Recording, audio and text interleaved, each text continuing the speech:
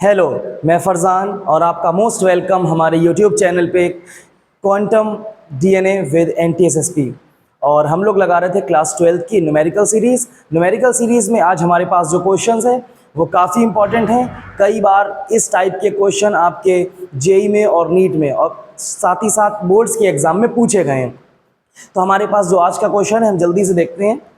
आज के क्वेश्चन में हमारे पास है, a cell of EMF 2 volt and internal resistance 1 ohm is connected to an external resistance of 3 ओम।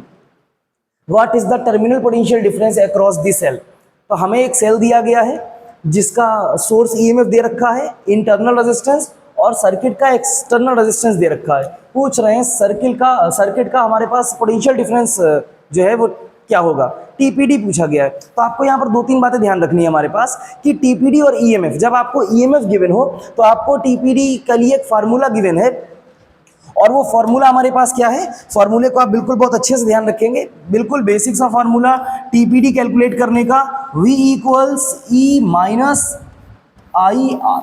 ये हमारे पास टीपीडी और ईएमएफ का रिलेशन भी है। वैसे हमने जो रिलेशन पढ़ रखा है वो हमने पढ़ रखा है E equals we plus I R, लेकिन अगर हमें ईएमएफ चाहिए तो हम लिखेंगे E equals we plus I R. हमें डायरेक्ट चाहिए ना टीपीडी, तो टीपीडी कैलकुलेट करने के लिए आप सीधे उस इक्वेशन से ही V equals E minus I R कर लेंगे।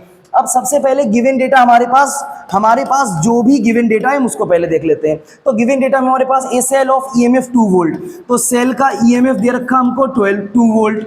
इंटरनल रेजिस्टेंस मतलब छोटा वाला आर मतलब आर कितना दे रखा हमें दे रखा 1 ohm is connected to an external resistance of 3 ओम।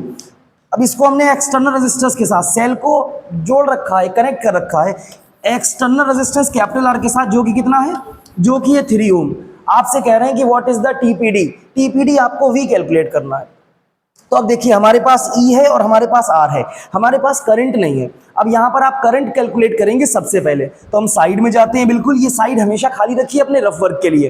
तो अभी हमसे करंट वैसे पूछी नहीं गई है, तो हमारे पास नॉर्मल करंट का फॉर्मूला होता है I equals E over R plus R. Circuit में फ्लो होने वाली करंट, जब हमारे पास ईएमएफ सोर्स हो, इंटरनल और एक्सटर्नल रेजिस्टेंस दोनों गिवन हो आपके पास, तो हमारे पास आई इक्वल्स ई।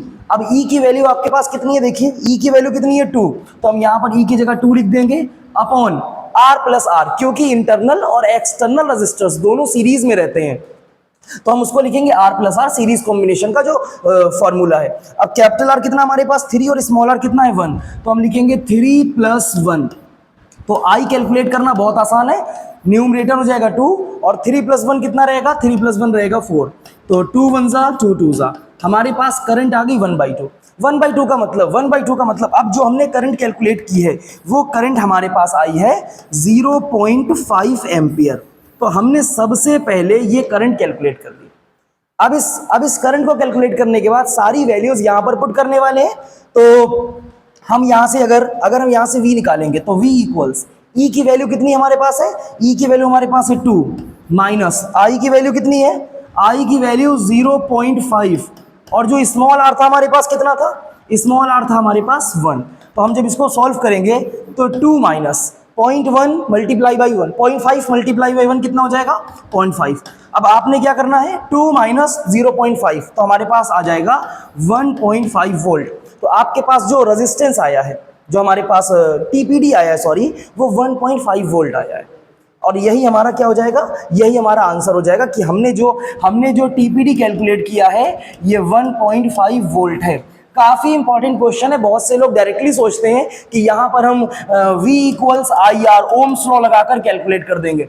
तो अगर आप ओम्स लॉ लगाकर कैलकुलेट करना चाहते हैं तो आपको करंट चाहिए और आपको कैपिटल आर चाहिए, करंट और कैपिटल आर। करंट कितनी निकल के आई थी हमारी, करंट आई थी 0.5, करंट आई थी 0.5 और कैपिटल आर कितना हमारे पास, कैपिटल आर है हमारे पास 3।